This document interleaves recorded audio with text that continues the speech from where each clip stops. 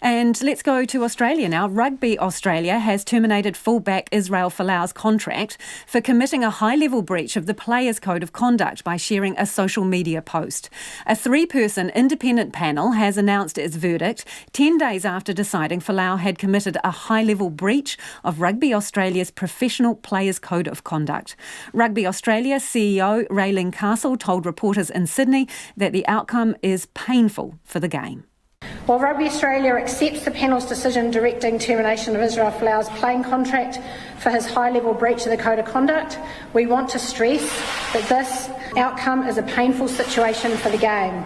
Rugby Australia did not choose to be in this situation, but Rugby Australia's position remains that Israel, through his actions, left us with no choice but to pursue the course of action resulting in today's outcome.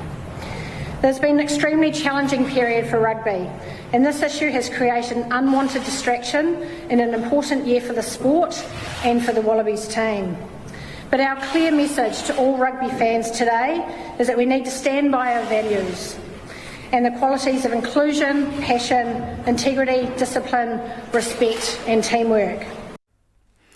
And sports reporter Clay Wilson has been following this story, and he joins me now in the studio. Hi, Clay. Sure, Lisa. Was this the kind of inevitable outcome? Well, the longer this dragged on, you perhaps thought that maybe we might get a different decision, but since he was found guilty last week, it has seemed inevitable that this was the decision they were going to reach.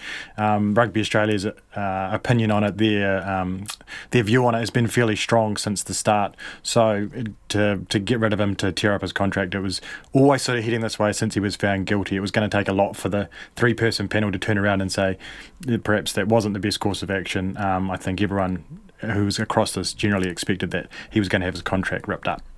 So is that it? Line in the sand, drawn, no more about this, or is there more to play out here? No, this situation's obviously dragged on for weeks and it could drag on for longer. Reports out of Australia suggesting that Israel Folau will appeal, and not appeal to go back to a second Code of Conduct hearing, but to appeal to go to Australia's Supreme Court, so the highest court in the land. I think he really wants to make this about freedom of religious expression, and that's at any financial cost. Of course, his contract in the region reported $4 million. So in terms of the money he's losing out on, obviously that's not the big thing for him. He really wants to try and make a stand on this for, future generations and people of faith, that they're allowed to come out and say these things which are written in the Bible, and that they shouldn't be able to be punished for it by their employers. So now that we've got the decision, are we expecting any pushback on either side around it? Well, we saw from some of the Pacific players that there was talk about a player revolt, because some of the Pacific players who are also, well, a lot of them, of course, are of Christian faith, weren't that happy about the way the Rugby Australia were approaching the situation. But Raylene Castle did come out today in the press conference and said she had touched base with all the players, and they think they've smoothed over that. But I think we've seen on social media as well, a lot of people, especially a lot of people obviously of faith, not that happy with the way this has been portrayed. So whether we see some backlash in that sense, but I don't think in terms of Folau there's any way he's going to get back into the game. It appears his days in rugby are well and truly done. So we heard from Raylene Castle there, no word from Israel Folau as yet? No, nothing from Folau. And what does this do for the Wallabies' prospects for the World Cup?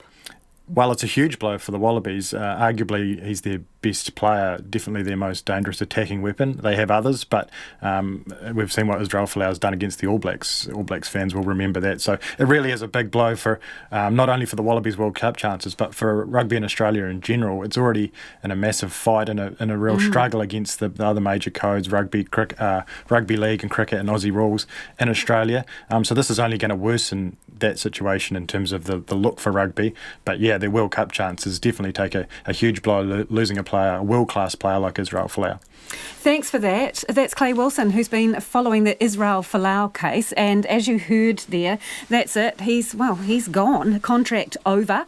But we're expecting it to drag on somewhat, potentially through the courts, if he challenges it.